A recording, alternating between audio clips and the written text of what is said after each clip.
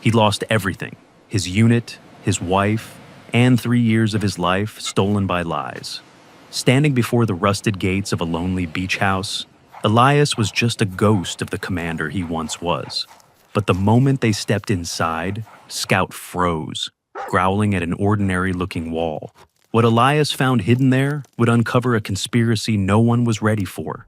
The secret his late wife died to protect will break your heart. But the bond between this veteran and his dog will restore your faith in justice. Justice may be delayed, but never forgotten.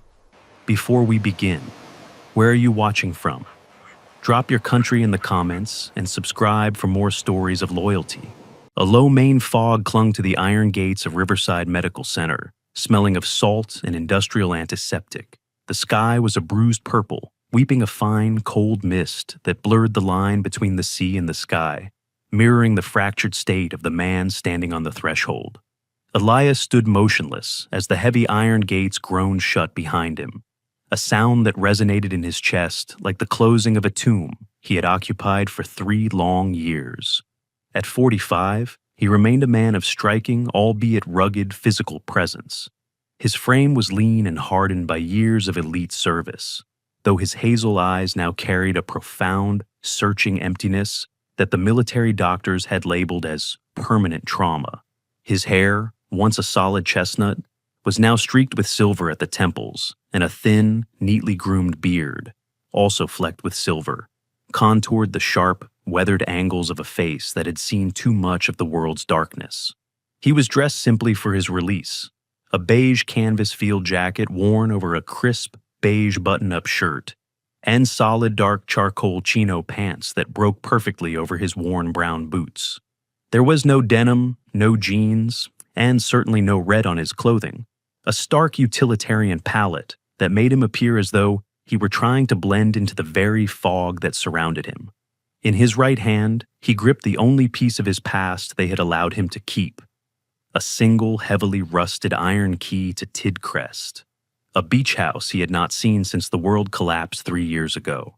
His mind felt like a mosaic with missing pieces. The doctors had called his stay treatment, but Elias felt it was an attempt at erasure, a systematic scrubbing of a commander who knew too much about a project that shouldn't exist. As he stepped onto the cracked pavement, a low, rhythmic thumping hit the ground, followed by a soft, familiar whimper that shattered the institutional silence. Scout, a majestic German shepherd with a thick sable coat and a prominent black saddle, surged forward from the shadows of a parked vehicle. The dog was a creature of pure, disciplined power, his amber eyes glowing with a recognition that defied the 1,095 days of their separation. He wore no vest, no harness of service, just the raw dignity of his breed. Scout did not bark. He simply pressed the weight of his large, warm body against Elias's charcoal chinos, a grounding force that Elias felt in his very marrow. For 3 years, while Elias had been trapped behind sterile walls, Scout had lived a life of patient vigil. He had been cared for by Margaret, an elderly neighbor, but the dog's heart had never left the gates of Riverside. Every Saturday morning, without fail, Scout would walk the 5 miles from the coast to sit before these iron gates, his nose pressed to the cold metal as he inhaled the faint, disappearing scent of the man who had raised him. He was more than a pet. He was a partner, a silent witness to the commander Elias used to be, and the only soul who truly understood the cost of the promise they had both made to a woman who was no longer there. Standing near a battered pickup truck was Margaret Brennan, her silver hair pulled back into a practical, neat bun that revealed a face lined by 7 decades of sea wind and salt. She was a woman carved from the rugged Maine coastline, patient, observant, and possessed of a quiet strength that emanated from her pale blue eyes. Margaret had known Elias's wife, Sarah, and she was the only one who suspected that Elias's medical leave was a facade for something far more sinister. She stepped forward, her sturdy shoes crunching on the gravel, and placed a weathered hand on Elias's arm. "He never stopped coming for you, Elias," she whispered, her voice a soft rasp that carried the warmth of a wood fire. Elias looked at her, and for a fleeting moment, the hazel of his eyes sparked with a recognition of the life he had lost. He thanked her with a nod, the words catching in his throat. and as he climbed into the truck with Scout, the weight of the rusted key in his pocket felt like a leaden anchor, pulling him toward a home that was now a ghost of its former self. As the truck moved north, the landscape shifted to the wild, untamed beauty of the coast, triggering fragments of Sarah. She had been a neurologist, a woman of profound intellect and a beauty that was as gentle as a morning tide. Elias remembered her dark hair, always smelling of lavender and roses, and the way her brown eyes would sparkle when she laughed. She was tall and slender, her skin always holding a faint warmth, and when she smiled, a small dimple would appear in the left corner of her mouth. She had been the heart of Tidcrest, the one who had discovered the breath of the stones on the cliffs where she believed healing began.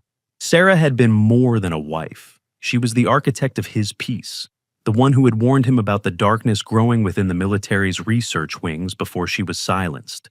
The truck slowed as they reached Tidcrest House, perched on a rocky promontory.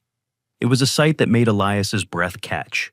A 2-story white wooden house, now decaying and surrendered to the elements.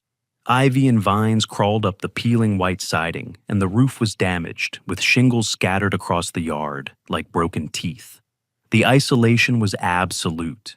The house sat surrounded by crashing waves on 3 sides. Elias stepped out, the salt air hitting his face with a sharp, bracing cold. Scout immediately began to roam the perimeter, his sable fur bristling as he sniffed the overgrown grass. The dog's tail was low, his amber eyes scanning the broken windows with a tactical precision that mirrored Elias's own internal alarm. This was not the home Elias had left. It was a ruin, a monument to a life interrupted. Elias walked slowly toward a large rock near the base of the porch, his eyes drawn to a small, hand-painted orange starfish that was half buried in the sand. He reached down and brushed the sand away, the texture of the stone rough against his fingers. Beneath the rock, he saw a faint, deliberate etching. U.S. Signal Corps, 1944. A mark that didn't belong on a civilian house. The realization hit him like a physical blow. Sarah hadn't just left him a home. She had left him a map. He turned the rusted key in the lock, and despite the years of neglect, the mechanism turned with a smooth, oiled silence that made his blood run cold. Someone had been here. Someone had been maintaining the locks while he was rotting in a ward. As the door swung inward to reveal a dark hallway, Scout stepped inside first, a low, protective growl vibrating in his throat. Elias followed, knowing that the promise of 1,095 days was about to be tested by a truth that would either set him free or destroy what little remained of his soul. The heavy oak door of Tidcrest clicked shut with a finality that seemed to sever Elias from the rest of the world, leaving him anchored in a thick, suffocating silence. Inside, the air was a stagnant brew of salt rot, ancient dust, and a faint metallic tang that smelled of abandoned machinery and long-forgotten secrets. Elias stood in the shadows of the foyer, his hand still resting on the cold brass knob, as the twilight filtered through the grime-streaked windows. He felt the crushing weight of the 3 years stolen from him. 1,095 days of white walls and soft-spoken lies designed to erode his will. For a long moment, the commander within him remained dormant, buried under the layers of psychological conditioning he had endured at Riverside. He looked at the dust motes dancing in a single shaft of dying light and felt a dangerous urge to simply sit in the darkness and let the house consume him. His hazel eyes, once capable of tracking a target through a desert sandstorm, were clouded with a weary resignation, and the rusted key in his palm felt like a leaden anchor, pulling him toward a final, silent surrender. But Scout had no intention of letting the darkness win. The German Shepherd moved through the house with a tactical, predatory grace that ignored the aesthetic decay. He was a creature of pure instinct and elite training, his sable fur bristling against the peeling Victorian wallpaper as he patrolled the perimeter of the living room. Scout didn't sniff for food or comfort. He scanned for anomalies. Suddenly, the dog froze near a colonial-style mahogany baseboard beside the fireplace, his amber eyes narrowing into slits of golden fire. A low, vibrating growl started deep in his chest, a sound that Elias recognized from a dozen battlefield perimeters. Scout began to scratch at the wood with a frantic but purposeful precision. his claws digging into the ancient varnish until the sound of splintering timber cut through Elias's lethargy. The dog wasn't just agitated, he was identifying a breach in their security. It was the spark Elias needed. The fog in his mind cleared, replaced by the sharp, cold clarity of a man who had spent his life detecting traps.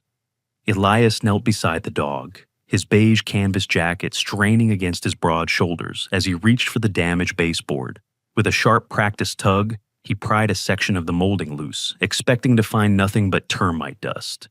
Instead, he found a masterpiece of modern espionage, a microtransmitter no larger than a grain of rice, nestled in a newly drilled cavity behind the wood. The device pulsed with a faint, almost invisible infrared light, its presence a jarring violation of the house's historical ruin. Elias stared at it, his jaw tightening as the realization hit him like a physical blow. He wasn't free. He had merely been moved to a smaller, more transparent cage. Carver's medical leave was a lie. This house was a live laboratory, and he was the subject under the microscope. The beige shirt he wore felt suddenly like a target, and the charcoal chinos felt like the uniform of a prisoner once again. A sharp, rhythmic knock at the front door shattered the tension. Scout moved to the hallway in a blur of shadow, his body coiled like a high-tension spring.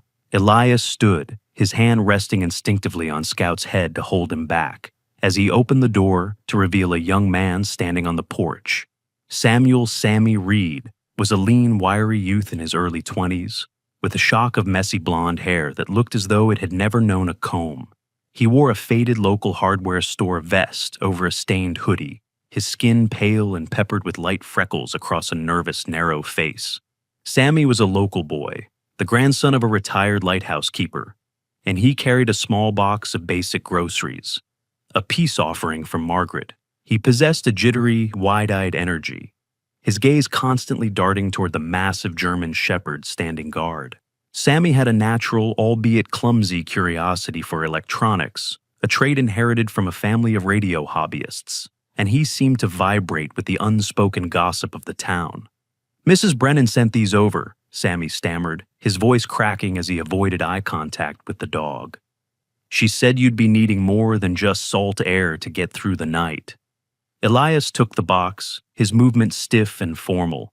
"Thank you, Samuel," he replied, his voice a low, gravelly rasp that seemed to startle the boy. Sammy glanced over Elias's shoulder, his eyes lingering for a second too long on the pried-open baseboard in the hallway. "That's a hell of a dog you got there, sir," Sammy whispered, shifting his weight. "My granddad used to say this house had ears. Just old sea stories, I guess, but if you need help with the wiring, I'm the one they call." The boy turned and practically jogged back to his moped, the sound of the small engine fading into the roar of the surf, leaving Elias with a new, nagging suspicion that even the innocents of Saltmere Cove were part of the web. The encounter with Sammy acted as a catalyst. Elias realized that the psychological conditioning at Riverside had been designed to make him passive, a shell of a man who would accept the silence of Tidcrest as peace. But with Scout's amber eyes watching him, the commander reclaimed his soul.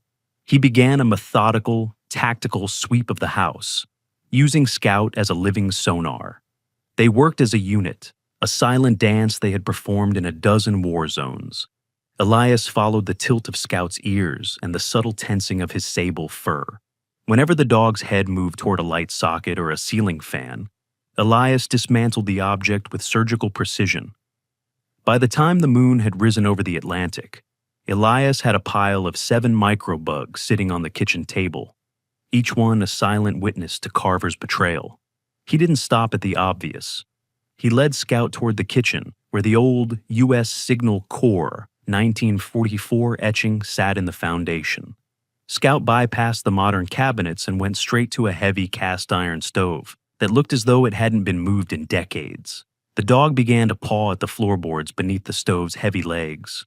Elias knelt, his beige canvas jacket damp with sweat, and used a pry bar to lift the heavy timber.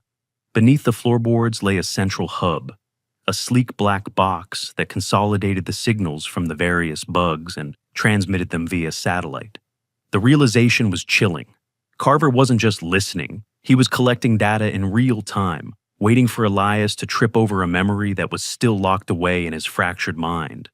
Elias sat on the cold floor, his hand resting on Scout's warm flank, and began to think like a strategist. If he destroyed the hub, Carver would know the trap was discovered and send a more direct threat. If he left them, he remained a puppet.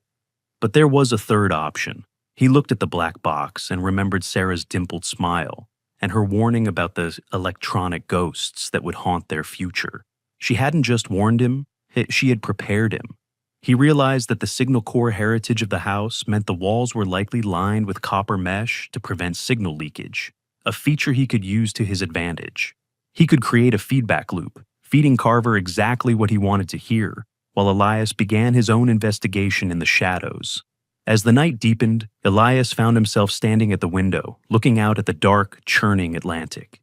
He was no longer the broken man who had walked through the gates of Riverside that morning. The beige canvas jacket felt like armor, and the dark charcoal chinos felt like a uniform. Scout stood beside him, his amber eyes reflecting the silver moonlight. A silent sentinel that had never lost faith in his commander. The medical treatment had failed. They had tried to erase Elias, but in doing so, they had only sharpened the focus of the man who remained. The house was a trap, but it was also a fortress, and for the first time in 3 years, Elias knew exactly what he had to do. He took the 7 microbugs and placed them inside an old lead-lined tea tin he found in Sarah's pantry, effectively silencing them without triggering an alarm. He looked at Scout and gave a single sharp nod, the command for secure perimeter. The dog settled into a defensive position by the door, his ears twitching at every sound of the wind. Elias picked up the rusted key and walked toward the basement stairs, where the U.S. Signal Corps mark waited in the dark.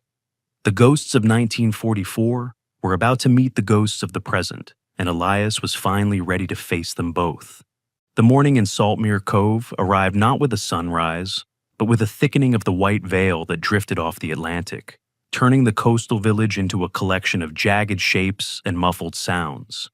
Elias stepped out of the shadow of Tidcrest, his beige canvas field jacket buttoned against the biting humidity, and his dark charcoal chinos already damp from the high grass path. Beside him, Scout moved with a silent, measured pace, his sable fur glistening with tiny beads of dew, and his amber eyes scanning the swirling mist for more than just physical threats. Elias needed supplies, provisions that Sarah's pantry could no longer provide. But more than that, he needed to gauge the temperature of the town he had once called home. He felt the weight of the 7 microbugs sitting in the lead-lined tin back at the house, a reminder that the silence of the cove was a curated lie maintained by General Carver.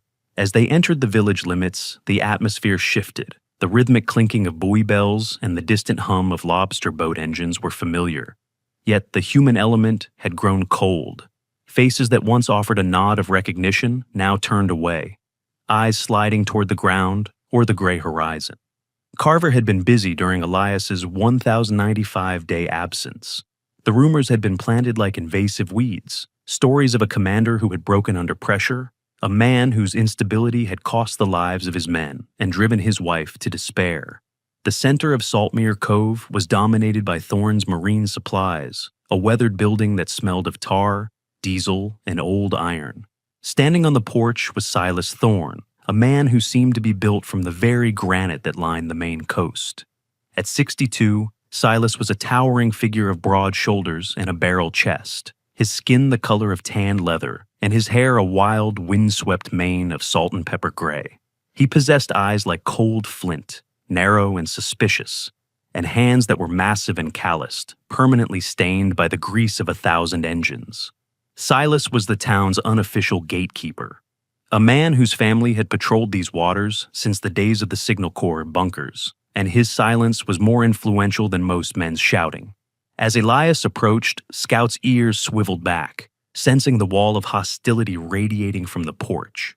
Silas didn't move. He simply leaned against a stack of lobster traps, his gaze fixed on Elias's beige jacket, as if he could see the Riverside medical ghost still clinging to the fabric. "Markets closed to those who can't keep their own house in order, Elias," Silas rasped, his voice like the grinding of pebbles in a receding tide. The rejection was sharp and communal, a coordinated shunning that left Elias standing in the center of the street, the unstable veteran archetype Carver had crafted now, manifesting in the physical world. The pressure began as a dull thrumming at the base of Elias's skull, a familiar herald of the darkness he had fought to suppress for 3 long years.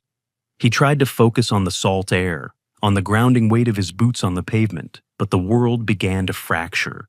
The fog around him suddenly transformed. It was no longer Maine mist, but the thick, acrid smoke of a burning transport vehicle. The muffled sounds of the village were replaced by the staccato rhythm of gunfire and the desperate, distorted voices of his unit calling out through the static of a broken radio. Elias felt his throat constrict, his lungs seizing as if the very air had turned to liquid lead. He was no longer in Saltmere Cove. He was back in the ward, back in the final night with Sarah, the memory of her scream clawing at the walls of his mind. He staggered, his knees buckling, his breath coming in shallow, ragged gasps that sounded like a dying man's rattle. The panic was an ocean, and he was sinking rapidly into the depths of a past that Carver had weaponized against him. Scout reacted before Elias's knees hit the gravel. The German shepherd didn't bark. He didn't whine. He moved with the calculated efficiency of a medical asset, slipping his large sable body beneath Elias's collapsing frame to break the fall. As Elias slumped against a weathered stone wall near the harbor's edge, Scout immediately initiated deep pressure therapy. The dog climbed onto Elias's lap and pressed the full weight of his warm, solid chest against Elias's sternum. It was a technique they had perfected in the quiet hours of the night before the world broke. A physical intervention designed to override the nervous system's haywire signals. Scout's amber eyes remained locked on Elias's hazel ones, his steady, rhythmic breathing providing a biological metronome for Elias to follow. The dog's chin rested heavily on Elias's shoulder, his warmth seeping through the beige canvas jacket, acting as a living anchor in the storm of trauma. Slowly, the smoke of the flashback cleared. The gunfire faded into the gentle lapping of the tide against the pier. The liquid lead in Elias's lungs crystallized back into the cold, bracing air of the Maine coast. From the shadows of a nearby bait shed, a girl watched the scene with wide, unblinking eyes. Lily Thorne, Silas's 14-year-old granddaughter, was a slight, ethereal creature with hair the color of pale straw and skin so translucent it looked like fine porcelain. She was known as the quiet one in the village, a girl who spent her days sketching the birds on the cliffs and spoke so rarely that many thought her mute. She wore an oversized yellow raincoat that swallowed her small frame, and she held a sketchbook gripped tightly to her chest. Unlike the adults, there was no hostility in Lily's gaze, only a profound, piercing curiosity. She had seen the way the dog worked, the way the animal had reached into the man's soul to pull him back from the edge. To Lily, who lived in a world of silence and observation, the bond between the veteran and the German shepherd was the only honest thing she had seen in Saltmere Cove in years. She took a tentative step forward, her small boots silent on the damp ground, before the harsh voice of Silas called her back into the shadows of the store. Elias sat on the ground for a long time, his hand buried deep in Scout's thick sable fur, feeling the rhythmic thump of the dog's heart against his own. The villagers who had been watching from behind curtains and shop windows slowly returned to their tasks, but the air had changed. They had witnessed a vulnerability that didn't match Carver's dangerous narrative. They had seen a man saved by the loyalty of a creature that knew him better than they did. Elias stood up slowly, his movements deliberate as he adjusted his beige jacket and wiped the grit from his charcoal chinos. He looked toward Thorne's marine supplies, meeting Silas's flinty gaze with a newfound resolve. Carver could control the rumors, and he could control the signals, but he could not control the anchor that Scout provided. Elias realized that the fog in Saltmere Cove was just another layer of the conspiracy, a social shroud meant to isolate him until he broke for good. But as long as Scout was by his side, the pieces of the fog would eventually form a map, and that map would lead him back to the truth Sarah had died to protect. He turned away from the village center and began the walk back to Tidcrest, the rusted key in his pocket feeling less like an anchor and more like a weapon. The salt air at Tidcrest had grown heavier, no longer just a scent of the sea, but a thick, oppressive weight that that seemed to carry the static of 1,000 unspoken threats. Elias sat by the attic window, the rusted key resting on the sill beside a pair of vintage Signal Corps binoculars he had unearthed from the basement's copper-lined archives. His beige canvas jacket felt like a second skin, providing a thin layer of armor against the damp chill, while his dark charcoal chinos allowed him to vanish into the shadows of the unlit room. Below, on the gray churning waters of the Atlantic, a weathered lobster boat named the Silent Trawler bobbed with an unnatural rhythm. To a casual observer, the three men on deck were merely fishermen struggling with a stubborn haul, but Elias's hazel eyes, sharpened by decades of threat assessment, saw the truth. Their movements were too synchronized, their clean-shaven jaws too rigid, and their eyes spent more time scanning the peeling white siding of Tidcrest than the dark depths of the water. The electronic ghosts Carver had planted inside the house had failed, so the general had moved his pieces onto the board, surrounding the fortress with flesh and blood sentinels. The leader of the group was a man Elias recognized from a shadowed past, Agent Victor Vance. At 38, Vance was a surgical instrument in human form, a specialist in cleanup operations who had traded his soul for a seat at Carver's right hand. He was a man of jagged angles and predatory stillness, with a military buzz cut that revealed a thin, white scar running from his left temple down to a jawline that looked as though it were carved from cold flint. His eyes were the color of sun-bleached slate, devoid of empathy, and his hands, wrapped in tactical fingerless gloves, moved with a mechanical efficiency that betrayed his ex-contractor status. Vance didn't laugh or converse. He existed in a state of permanent, lethal readiness, a man who viewed the world through a crosshair.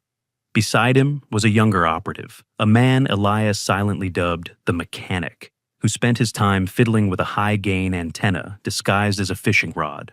They were professionals, but they had made one fatal mistake. They had underestimated the intelligence of the animal sitting at Elias's feet. Scout moved with a low belly crawl toward the edge of the rocky promontory, his sable fur blending perfectly with the salt and pepper granite. The dog didn't need a command. He sensed the shift in Elias's heart rate, the transition from the broken veteran of Saltmere Cove to the commander of the Signal Corps fortress.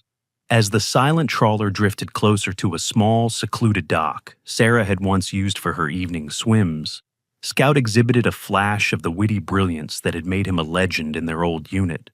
While Vance and his team were distracted by a simulated equipment malfunction Elias had triggered by tapping into the house's old external power lines, Scout slipped into the water. He swam with a silent, powerful stroke, his amber eyes fixed on the target. He didn't approach the boat like a threat. He approached like a stray, a curious animal lost in the fog. On the deck, Vance was preoccupied with a crackling radio, his back turned as he adjusted the frequency. Scout reached the low-slung side of the trawler, and with a burst of athletic grace, he hauled his wet sable frame onto the slick timber of the stern. He moved like a shadow, weaving between rusted crates of bait and coils of heavy rope. His target sat on a wooden bench near the cabin door, a military-grade encrypted walkie-talkie, left momentarily unattended as the mechanic leaned over the side of the boat to check a dummy sensor Elias had planted in the surf. Scout didn't hesitate. He grasped the radio's rubberized casing in his teeth, his jaw applying just enough pressure to hold it without triggering a distress signal. With a playful flick of his tail that mocked the agent's professional paranoia, he slid back into the freezing Atlantic, disappearing into the mist before the mechanic even stood up. Elias met Scout at the shoreline, his hands buried in the dog's thick, wet fur as he retrieved the prize. The walkie-talkie was still active, the channel open to a command center miles away. Elias retreated into the lead-line pantry, the one Sarah had reinforced to protect her delicate neurological samples, and turned the volume to a whisper. The voice that emerged from the speaker was cold, authoritative, and unmistakable. General Carver. The psychological erosion in the town is nearly complete. Carver's voice crackled, sounding like dead leaves on gravel. But Elias is recovering faster than the Riverside data predicted. If Vance can't provoke a violent lapse within the next 48 hours, we terminate the project. Tidcrest will be classified as a hazardous site, a tragic gas leak. We cannot afford him remembering the Echo 7 massacre. If he connects the neurosuppressant Sarah was developing to our field tests, the entire legacy burns. End him, Victor. Make it look like the PTSD finally took its toll.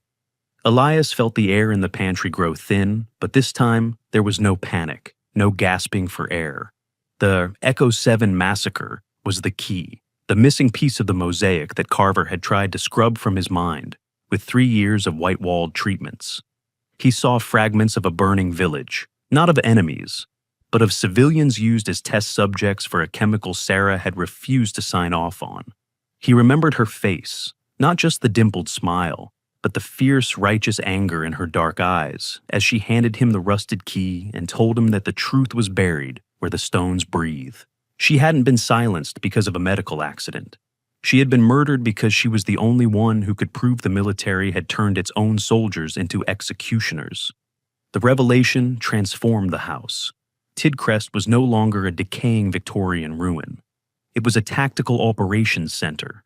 Elias looked at Scout, who was shaking the salt water from his sable coat, his amber eyes bright with a mischievous satisfaction.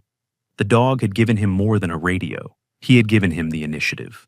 The hunters on the silent trawler thought they were closing in on a wounded animal, but they were actually drifting into a kill zone prepared 80 years ago by the Signal Corps and refined today by a man with nothing left to lose. Elias adjusted his beige canvas jacket, the fabric now feeling like a combat vest, and looked at his charcoal chinos, noting the tactical silence they provided against the floorboards. The game had shifted. He spent the next hour in the basement, moving with a silent, lethal purpose. He bypassed the central hub Carver's team had installed and began activating the original Signal Corps infrastructure. He found the old U.S. Signal Corps 1944 relay station behind a false wall Sarah had hidden with a bookshelf. It was a masterpiece of analog engineering, a series of high-powered radio transmitters and a primitive but effective sonar array that used the breath of the stones, the natural resonance of the Vach jaw, to amplify signals. He could use this to jam the silent trawler's modern GPS and communication, effectively blinding Vance and his team while they were still in the treacherous waters of the cove. As the sun began to dip below the horizon, casting the Maine coast in a bloody orange glow, Elias stood on the porch, Scout sitting stoically by his side.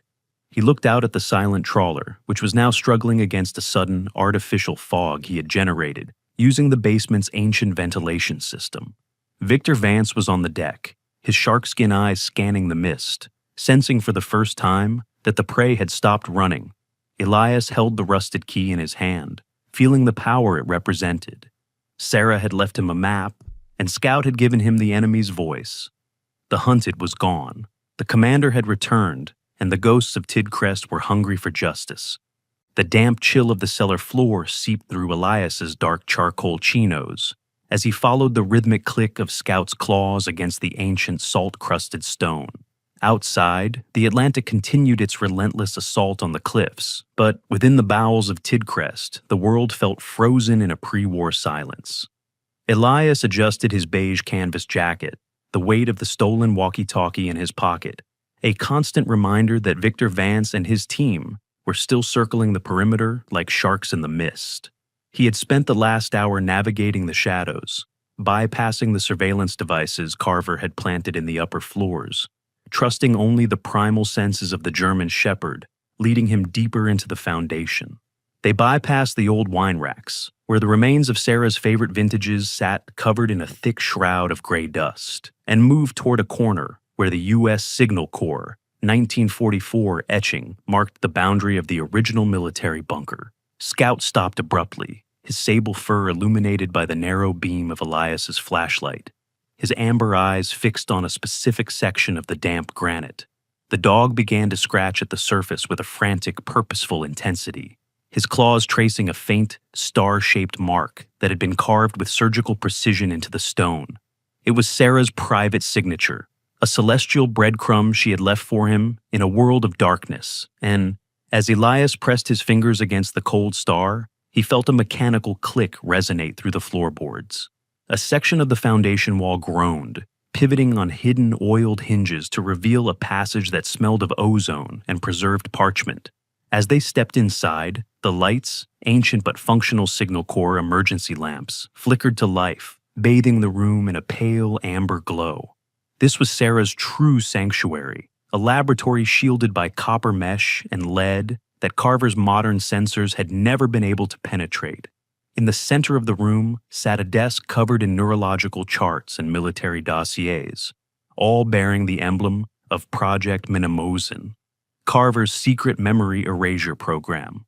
On top of the files sat a small bundle wrapped in faded blue silk. Elias's hands trembled as he unwrapped it to reveal his old harmonica, the metal polished and gleaming as if it had been played only yesterday. As he touched the cold steel, a fragment of memory shattered the haze in his mind. The sound of this very harmonica playing a lonely melody as his unit huddled in a cold trench, moments before the betrayal that had claimed their lives. Among the documents, Elias found a personnel file for a man he hadn't thought of in years, Major Julian Voss. The photograph showed a man in his early 50s, with a face that looked as though it had been forged in the fires of an artillery strike. Rugged, with a deep-set scowl and a thick iron-gray mustache that obscured a mouth that rarely smiled.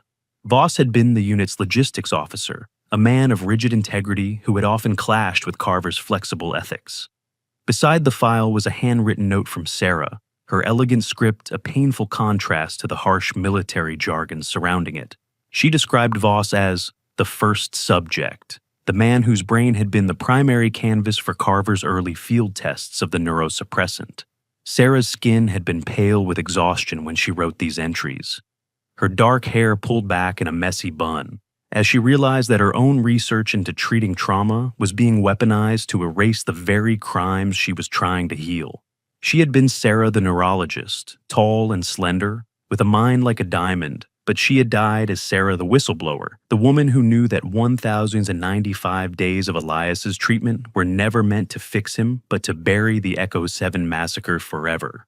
Also present in the files was a reference to Dr. Henry Chen, a man Sarah had described as her only ally within the Riverside medical infrastructure.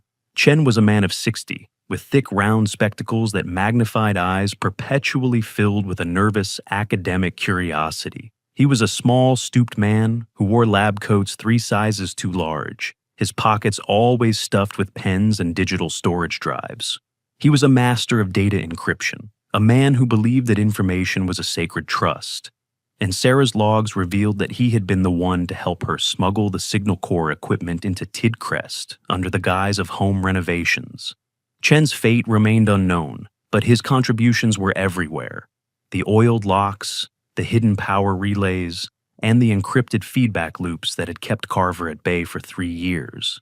Elias looked at the pile of evidence and realized the magnitude of the lie. He hadn't been a patient. He had been a biological hard drive that Carver was trying to reformat, a commander whose memory was the only thing standing between the general and a congressional investigation. Scout let out a low, mournful whimper and lay down beside the desk, his head resting on his paws as his amber eyes followed Elias's every move. The dog's posture was one of profound understanding, as if he possessed the very memories Elias was currently retrieving from the shadows. Scout had been the silent sentinel during Sarah's final months, the one who had watched her carve the star into the wall and seen her wrap the harmonica in silk as the walls of the conspiracy closed in. The dog's amber eyes were heavy with a sadness that mirrored the hollow ache in Elias's chest, a grief for the unit they had lost, the wife who had been stolen, and the 3 years of life that had been replaced by a white-walled nightmare. Scout wasn't just a partner anymore. He was the keeper of the truth, the only living creature that knew the history Elias had been forbidden to remember. Elias picked up the harmonica and blew a single soft note, the sound echoing through the lead-lined bunker like a ghost calling from the past. The realization of the betrayal hit him with the force of a physical blow. Carver hadn't just allowed the Echo 7 massacre to happen. He had engineered it as a stress test for his new neuroagents.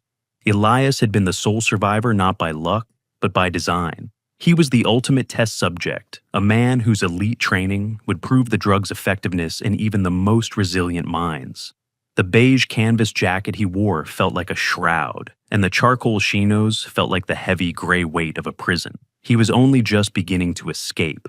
He looked at the dossiers, the stars on the wall, and the loyal animal at his feet, and the magnitude of the truth began to play in his mind with a lethal, crystalline clarity. As the walkie-talkie in his pocket crackled with Victor Vance's rigid mechanical voice, Elias didn't flinch. He knew their plan now. He knew that the gas leak Carver intended was meant to destroy this very room and every shred of Sarah's legacy. He looked at Scout, and for the first time in 3 years, the hazel of his eyes wasn't clouded by trauma. It was bright with a commander's fire. He began to gather the files, tucking the silk-wrapped harmonica into the deep pocket of his jacket, next to the rusted key that had, Kwa Kung, unlocked the door to his own soul. The hunted was no longer just surviving. He was arming himself with the truth, and the ghosts of Tidcrest were finally ready to march. He gave Scout a sharp, silent command, and the German shepherd stood, his sable frame tensed for the battle that lay ahead. The basement was no longer a tomb. It was the birth of a revolution. The transformation of Tidcrest did not happen with a grand, sweeping gesture, but with the quiet, lethal precision of a commander reclaiming his battlefield. The Victorian ruin, once a symbol of Elias's decay, began to breathe again, but its new rhythm was mechanical, cold, and calculated. Elias moved through the shadows of the upper floors, his beige canvas jacket now a tactical shroud that brushed against the peeling wallpaper as he rewired the house's skeletal remains. He worked in a state of hyper-focus, his hazel eyes no longer clouded by the ghosts of Riverside, but sharpened into flint-like points of observation. The dark charcoal chinos he wore blended into the silhouettes of the hallways, making him a ghost in his own home, a man who had reclaimed the architecture of his past to weaponize his future. Outside, the Atlantic roared against the jagged promontory, a chaotic symphony that Elias used to mask the metallic clinking of his work. Every floorboard that creaked was either silenced with a hidden brace or intentionally loosened to serve as an acoustic tripwire. Tidcrest was no longer a place of memories. It was a living trap, a Signal Corps fortress reborn to protect the truth Sarah had left behind. In the lead-lined sanctuary of the basement, Elias began the most critical phase of the fortification, the sensory integration of Scout. He used the original 1944 Signal Corps oscillators, repaired with parts scavenged from Sarah's lab, to generate high-frequency pulses that mirrored the signature of Carver's modern surveillance drones. Scout sat stoically in the center of the copper mesh room, his sable fur illuminated by the amber glow of vacuum tubes. His amber eyes locked on Elias with a terrifying intelligence. Elias would trigger a microburst of sound, a frequency far above the threshold of human hearing, and Scout would respond with a low, subvocal vibration, a growl so deep it was felt in the marrow rather than heard by the ear. This was the biological alarm of a specialized recon asset. The dog learned to distinguish the hum of a distant satellite link from the natural white noise of the ocean, turning his ears into high-gain antennas that could map the invisible web Carver was weaving around the house. While Scout mastered the electronic battlefield, Elias turned his attention to the physical perimeter. He utilized the rusted remnants of the coastal defense systems, turning old winch cables and iron debris into a series of non-lethal but debilitating mechanical traps. Along the salt-slicked cliffs, he installed tripwires made of high-tensile fishing line that, when triggered, would release counterweighted boulders or swing heavy lobster crate frames to block the narrow ascent paths. He worked with a grim satisfaction, his hands calloused and stained with the grease of ancient machinery. He remembered Sarah's dimpled smile and how she once said that the stones of the coast were the guardians of their secrets. Now, those stones were being literalized into a defense network. He rigged the old Signal Corps sonar buoys to vibrate against the foundation, creating a low-frequency hum that would interfere with any thermal imaging devices Vance's team might try to point at the windows. The house was becoming a vacuum in the middle of a digital storm. A new silhouette appeared on the digital monitoring screens Elias had slaved to the basement's analog relay. Marcus Thorne, a distant cousin of Silas and a specialized tracker hired by Carver, had arrived to reinforce the encroaching hunters. Marcus was a man in his late 50s, a former park ranger who had spent too much time in the dark corners of the world. He was a predator in a flannel shirt, his frame long and gaunt like a winter-starved wolf. His face was a map of deep-set wrinkles and scars, with a hooked nose and a thin, cruel mouth that seemed perpetually stained with tobacco. Unlike the clean-shaven agents on the boat, Marcus moved with a hunched, uneven gait that hid a surprising speed. His eyes, dull and gray like wet slate, constantly searching the grass for the displacement of a single blade. He was a man of the earth, a hunter who didn't rely on technology but on the language of the trail, making him the most dangerous threat to Elias's perimeter. He didn't carry a radio. He carried a heavy, serrated hunting knife and a silence that felt heavier than the fog. As Marcus Thorne began his initial probe of the lower cliffs, Scout took his position on the wraparound porch, his body a shadow against the peeling white wood. He wasn't just watching. He was listening to the very air. Through the training Elias had provided, the dog could sense the minute pressure changes caused by a human moving through the dense Maine fog. When Marcus stepped onto a patch of gravel 200 yards away, Scout didn't bark. He let out a sharp, single pulse, a tactical vibration that Elias received through the conductive copper wiring he had wrapped around the staircase banisters. It was a perfect fusion of commanded intellect and animal instinct. Elias, sitting in the lid-lined pantry, felt the banister vibrate under his hand and knew exactly which sector Marcus was testing. The synergy between man and dog had reached a level of peak performance that transcended mere partnership. They were two parts of a single, lethal system. Elias watched Marcus through a pinhole camera he had mounted inside an old weather vane. He saw the hunter stop, tilt his head, and sniff the air, his gray eyes narrowing as he sensed the wrongness of the house's silence. Marcus was used to prey that ran, prey that left a trail of fear. But Tidcrest felt like an empty shell, a hollow tomb that gave back nothing but the sound of the waves. This was the psychological game Elias had intended. He wanted them to feel the isolation, to doubt their sensors, to believe that the veteran they were hunting was nothing more than a ghost lost in his own trauma. He adjusted the beige canvas jacket, feeling the harmonica in his pocket as a reminder of the melody he was about to play for them.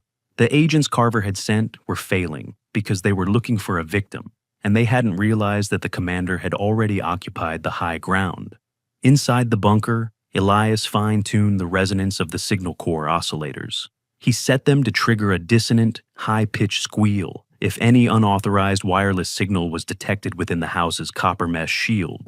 This would not only alert Scout, but would also physically disorient any operative wearing a standard-issue tactical headset. Scout moved back into the cellar, taking his place beside Sarah's star-marked stone, his amber eyes never leaving the doorway. The dog's posture was one of absolute vigilance, his breathing synchronized with the low hum of the vacuum tubes. He understood that the fortress was not just a place of wood and stone, but a promise made 1,095 days ago, a Da Nguyen that required them to be more than just survivors. They were the guardians of the truth, and the foundation of Tidcrest was now a fortress of justice. As the night deepened and the fog turned into a solid, impenetrable wall, Elias sat on the cellar floor and shared a final, quiet moment with his partner. He fed Scout a strip of dried meat, his hand lingering on the dog's broad, sable head. "We're ready, Scout," he whispered, his voice a low rasp that held no fear, only the cold certainty of a man who had seen the end of the world and decided to fight back. The walkie-talkie in his pocket remained silent, a sign that Vance and Marcus were regrouping for their final push.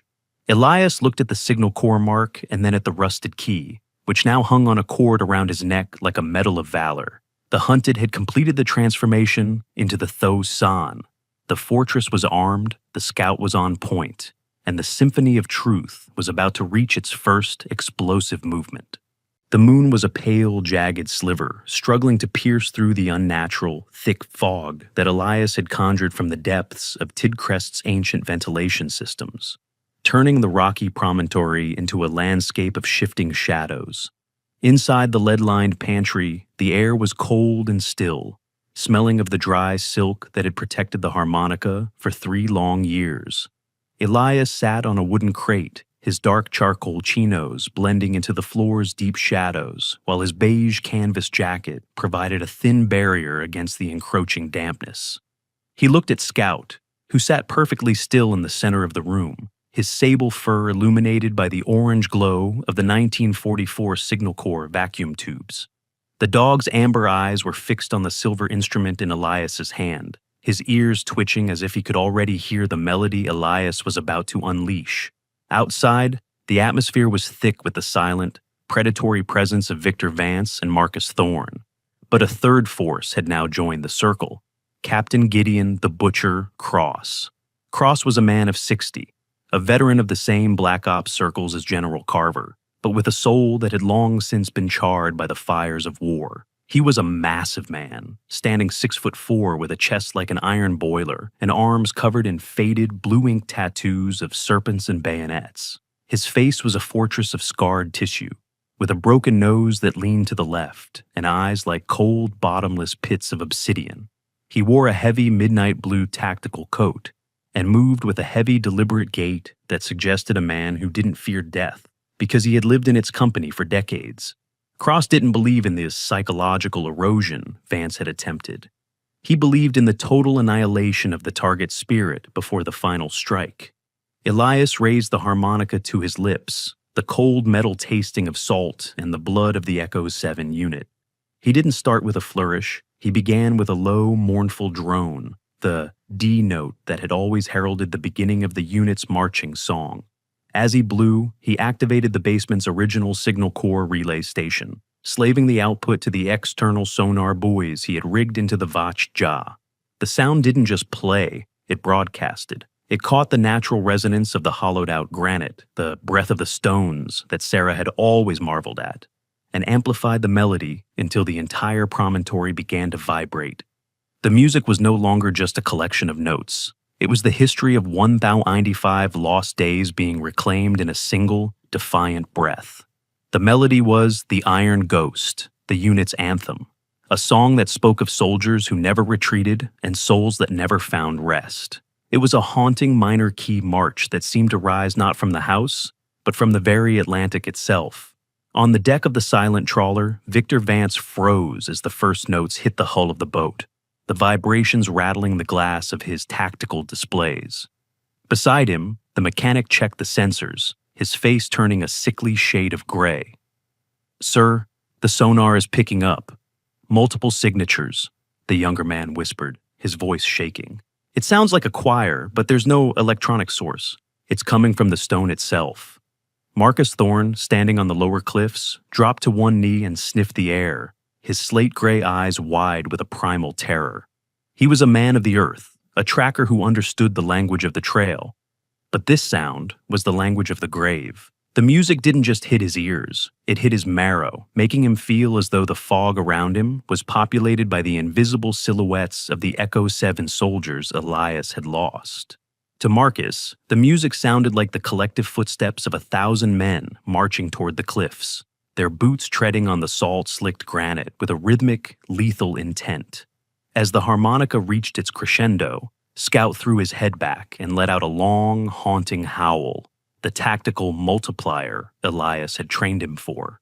The dog's voice was pitched perfectly to match the harmonica's frequency, creating a harmonic resonance that distorted the air. The sound was a biological scream, layered over a mechanical ghost, and the effect on the mercenaries outside was catastrophic. In the shadows near the porch, Gideon Cross felt his grip on his heavy assault rifle falter. For the first time in 40 years, the obsidian pits of his eyes flickered with a shadow of doubt. He had fought armies, he had slaughtered villages, but he had never fought a man who could summon the dead with a piece of tin and a dog. The music seemed to whisper the names of those they had betrayed at Echo 7, the names Carver had tried to erase with his Project Mnemosyne. The hunters were no longer the predators. They were intruders in a temple of memory, and the ghosts they had created were finally answering the call. Elias didn't stop. He pushed the air through the harmonica, with the force of a man who was finally breathing for himself after 3 years of suffocation. He saw Sarah's dimples smile in the amber glow of the vacuum tubes, and he felt her hand on his beige shoulder, guiding the melody toward the final movement. The rusted key around his neck vibrated against his chest, a medal of valor for a man who had survived the erasure of his soul. The psychological game had reached its peak. Outside, Vance's team began to fire blindly into the fog. their modern tactical training abandoned in the face of a psychological assault they couldn't quantify. They were shooting at shadows, at the echoes of their own guilt, while Elias and Scout sat in the heart of the Signal Corps fortress, the absolute masters of the narrative. The harmonica of the souls had completed its work. The enemy was fractured, their cohesion destroyed by a melody that shouldn't exist. Elias lowered the instrument, the final note lingering in the lid-lined room like a cold, bright star. He looked at Scout, whose amber eyes were now burning with the same commander's fire that lit the hazel depths of his own. The attack was coming, but the battle had already been won in the minds of the men outside. Tidcrest was no longer just a house. It was a legend, and the ghosts of Saltmere Cove were ready to fight. The freezing rain of the Maine coast turned the jagged granite of the cliffs into a treacherous landscape of obsidian and ice. At the summit of Mount Saltmere, a massive M800 armored mobile command vehicle sat like a predatory insect, its hydraulic stabilizers buried deep into the soil and its array of high-gain satellite dishes tilted toward the gray, churning sky. Inside the pressurized, climate-controlled interior, General Arthur Carver sat in a high-backed leather chair, his face illuminated by the clinical blue glow of a dozen thermal radar screens. At 65, Carver remained a man of terrifying discipline, his silver hair cropped in a perfect military buzz and his uniform so crisp it seemed carved from stone. His skin was the color of old vellum, stretched tight over a jawline that had never known the softness of mercy. He watched a pulsing red heat signature inside the mouth of the tide, a deep, echoing cave at the base of the cliffs, and a thin, cold smile touched his lips. He was the architect of shadows, the man who believed that memory was a commodity to be traded and erased. Beside him stood his chief technician, a man named Miller, whose trembling fingers danced over a console that displayed the thermal heartbeats of the hunted. Carver believed he finally had Elias trapped in a tomb of granite, surrounded by a ring of mercenaries who were closing in with the lethality of a tightening noose. But Elias was no longer the broken patient Carver had cultivated at Riverside. Deep inside the mouth of the tide, Elias adjusted his beige canvas jacket, the fabric damp and heavy with sea spray, while his dark charcoal chinos allowed him to vanish into the deep, velvet shadows of the cave. He wasn't running, he was creating a masterpiece of misdirection. He took the silk-wrapped harmonica, the soul of his unit, and tied it securely to the speaker of a portable Signal Corps radio he had salvaged from the Tidecrest bunker. He set the radio to broadcast a low-frequency rhythmic hum that mirrored the thermal signature of a human lung in distress, while the harmonica vibrated against the speaker, creating a localized acoustic ghost that bounced off the cavern walls. To Carver's thermal sensors on the mountain, it appeared as though Elias was huddled in the back of the cave, paralyzed by a PTSD episode. In reality, Elias and Scout were already outside, standing at the base of the Devil's Ladder, a vertical 500-foot cliff that Carver's mercenaries had deemed unclimbable in this weather. The climb was a brutal test of the elite training that Riverside had failed to erase. Elias hauled his lean frame up the salt-slicked granite, his fingers bleeding as they found microscopic purchase in the cracks Sarah had once described as the veins of the stone. Beside him, Scout moved with an unnatural feline agility, his sable fur blending into the rock, and his amber eyes fixed on the ledge above. The dog didn't need a leash or a command. He was the commander's silent shadow, his paws finding grip on ledges that would have sent a lesser animal plummeting into the surf. When they finally reached the summit, Elias lay flat against the freezing mud, his breath coming in shallow, controlled bursts as he watched the command vehicle. Guarding the rear hatch was Master Sergeant Silas Halloway, a man whose presence felt like a physical weight in the mist. Halloway was 52, with a face that looked as though it had been run over by a tank, flattened, scarred, and devoid of anything resembling a soul. He was a mountain of muscle wrapped in a black tactical vest, his buzz cut revealing a jagged scar that ran from his ear to the base of his skull. He held his rifle with the casual indifference of a man who had killed so many he no longer bothered to keep count. Elias gave Scout a single, sharp hand signal, the silent strike command. Scout didn't bark, he didn't growl. He launched himself from the shadows like a sable-colored thunderbolt. He hit Holloway with the full force of his 80-pound frame, his jaws clamping onto the Master Sergeant's forearm before the man could even raise his weapon. As Holloway gasped in pain, Elias emerged from the fog, delivering a precise, non-lethal strike to the man's temple that sent him into a silent unconsciousness. The breach was complete. Elias didn't use a key. He used the tactical override codes Dr. Henry Chen had hidden inside the Signal Corps harmonica logs. The rear hatch of the M800 hissed open, and Elias stepped into the belly of the beast, Scout sitting stoically at his heels, his amber eyes glowing with a predatory fire. Inside the command center, General Carver didn't even turn around. "Is he dead yet, Miller?" he asked, his voice dripping with the arrogance of a god. "The thermal signature is flat," Miller replied, his voice shaking. "He's gone, sir." "Not quite, General," Elias said, his voice a low, lethal rasp that seemed to freeze the very air in the cabin. Carver spun around, his silver eyes wide with the first taste of genuine fear he had felt in decades. He looked at the man standing before him, the beige jacket stained with mud, the hazel eyes bright with the light of Echo 7, and he realized that the project had not only survived, but had evolved. Scout let out a low, subvocal vibration that rattled the metal floorboards, pinning Miller to his seat with a single, amber-eyed stare. Elias didn't raise a weapon. He didn't need to. He stepped toward the primary communications console and slammed the rusted Tidcrest key into the manual override port. "I'm not here to kill you, Carver," Elias said, his hands moving over the keyboard with the speed of a man who had finally found the missing pieces of his soul. "I'm here to let the world see you." He activated the satellite broadcast system Sarah and Dr. Chen had secretly prepared, a direct, encrypted link to the Military Investigation Command's global frequency. The screens in the room shifted from thermal maps to a live, high-definition broadcast that was being beamed to every major military headquarters on the planet. "You won't do it," Carver sneered, his composure returning like a mask. "It's my word against a broken veteran." "Then tell them about Echo 7, Elias replied, his voice calm and cold. "Tell them why you murdered my unit. Tell them why you killed my wife." Carver laughed, a harsh, jagged sound. "I killed them because they were weak, Elias. Sarah was a genius, but she was soft. She couldn't see the necessity of the neuro-erasure program. I destroyed your unit to test the serum, and I'd do it again to ensure this country has soldiers who don't feel guilt." The general's confession, fueled by a lifetime of unchallenged hubris, echoed through the command vehicle and into the ears of the world's highest-ranking officers. He didn't realize that the satellite link was already live. He didn't see the red, on-air light pulsing on the console. Elias stepped back, his hand resting on Scout's sable head. "The Signal Corps legacy was always about the broadcast of truth, General," Elias said, the hazel of his eyes now completely clear.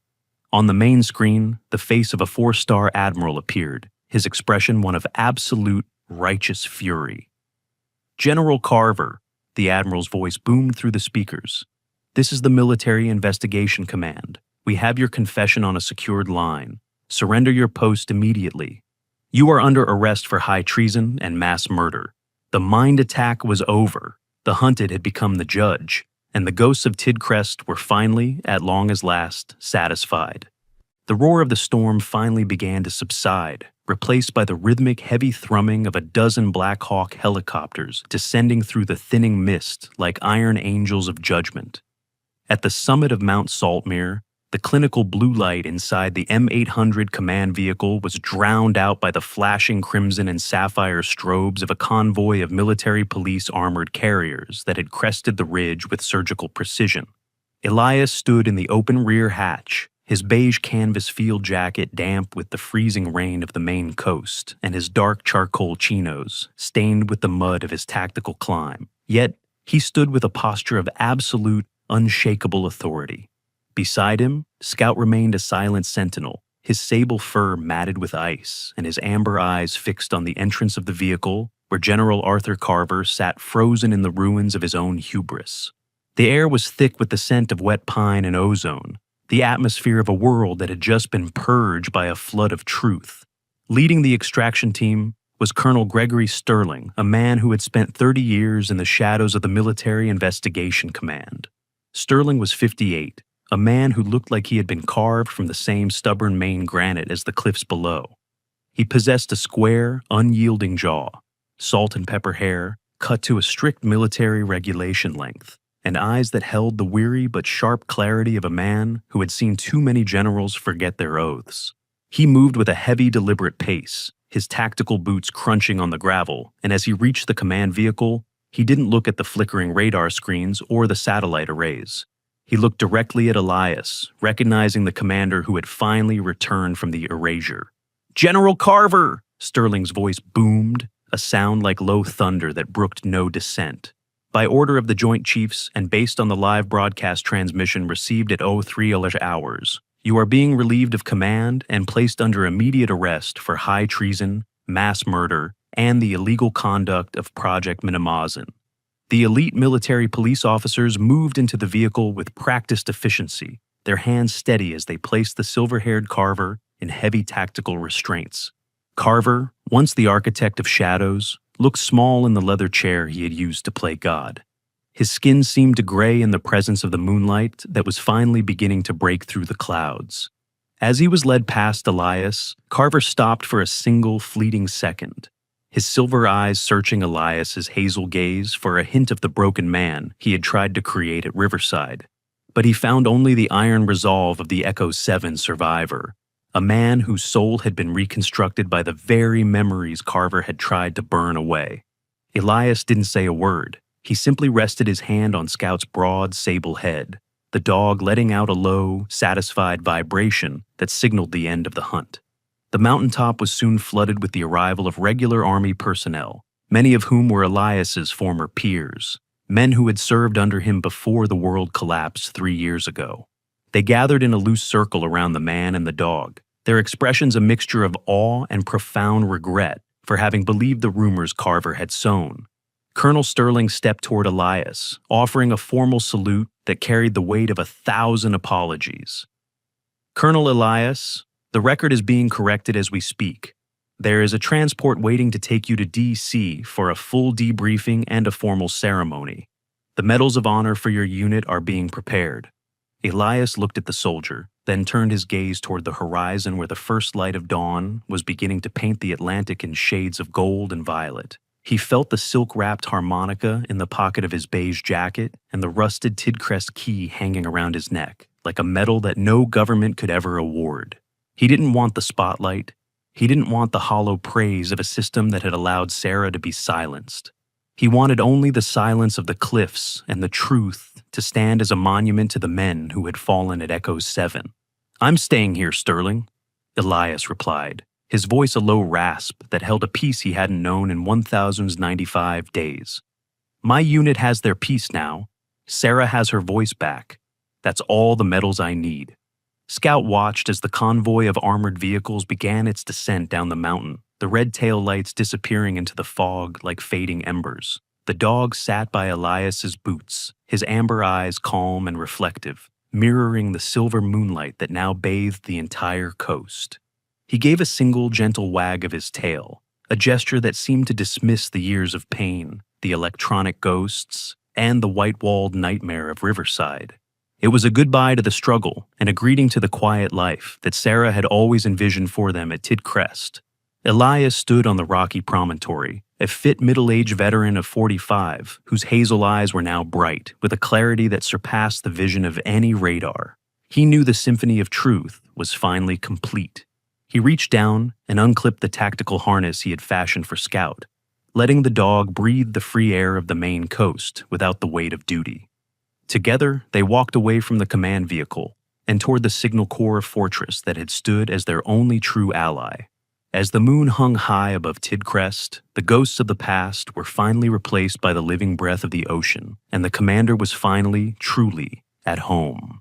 The salt air of the Maine coast no longer carried the static of electronic ghosts or the oppressive weight of a hunter's gaze. Instead, it arrived at the cliffs of Tidcrest, smelling of freshly mown grass, blooming lilacs, and the warm, yeasty scent of Margaret Brennan's blackberry pies. 1 year had passed since the satellite broadcast from the M800 command vehicle had shattered General Carver's empire of shadows, and the transformation of the Victorian house was nothing short of a biological miracle. The white wooden siding, once peeling like skeletal fingers, was now freshly painted and gleaming under the golden Maine sun, its windows no longer watchful eyes, but portals for the morning light to flood the rooms where Sarah had once dreamt of healing. The U.S. A Signal Corps, 1944. Mark and the Foundation remained, but it was no longer a hidden map for a fugitive. It was the cornerstone of the Scout Academy, a sanctuary where the echoes of war were systematically replaced by the rhythmic thumping of tails and the steady grounding presence of four-legged healers. Elias stood on the wraparound porch, a fit 46-year-old veteran whose hazel eyes were now bright with a calm clarity that surpassed the vision of any radar. His hair, once a solid chestnut, was now predominantly silver at the temples, and his neatly groomed beard held the same distinguished flex, contouring a face that had finally shed the weathered angles of trauma for the soft lines of purpose. He was dressed in his signature utilitarian palette, a clean beige canvas field jacket worn over a crisp beige button-up shirt, and solid dark charcoal chino pants that broke perfectly over his polished brown boots. In his hand, he held not a weapon or a stolen radio, but a wooden whistle carved from the driftwood of Saltmere Cove. Beside him, Scout sat with a raw dignity that defied his years, his sable coat thick and healthy, and his amber eyes reflecting the gold of the morning tide. He wore no tactical harness or lead-lined protection. He was the dean of the academy, the silent professor of unconditional loyalty. The academy thrived on the substantial restitution funds awarded by the military tribunal, money that Carver had hoarded while erasing lives, now repurposed to rebuild them. In the yard below, where the mercenaries had once prowled through the mist, a group of veterans now moved through a series of tactical bonding exercises with their new partners. Among them was Jackson Jax Miller, a young man of 32 who had served as a combat engineer before a roadside IED claimed his left leg and his sense of belonging. Jax was a man of rugged, handsome features, with a thick brown beard and eyes the color of a stormy sea. He walked with a slight, rhythmic hitch in his gait from his prosthetic, but his focus was entirely on Beacon, a 2-year-old golden retriever with fur the color of ripened wheat. Beacon was a failed seeing-eye dog who was far too affectionate for strict guide work, but was perfect for the deep pressure therapy Elias taught. Jax, who used to wake up screaming from nightmares of falling bridges, now found his anchor in the warm, solid weight of Beacon's head resting on his charcoal-clad lap. Margaret Brennan arrived as she always did at 10 in the morning, her silver hair pulled back into her practical bun, but her pale blue eyes were now dancing with a joy that Saltmere Cove hadn't seen in decades. She carried a basket of warm scones and a jar of homemade strawberry jam, the scent of her kindness trailing behind her like a familiar melody. "He's teaching them the breath of the stones, Margaret," Elias said, nodding toward Jax and Beacon. Margaret smiled, her face a map of 70 years of coastal strength. Sarah would have loved this, Elias. She always knew this house was meant to be a lighthouse, not a tomb. She set the basket on the porch table, right next to where the rusted Tidcrest key now sat in a small glass display case, a relic of a door that was now permanently open to the world. As the morning progressed, the sound of a bicycle bell announced the arrival of the village children. Leading the pack was Leo, the 14-year-old grandson of Silas Thorne. Leo was a spindly boy with a mop of sandy hair and the same flinty gray eyes as his grandfather, but his expression was one of eager curiosity rather than suspicion.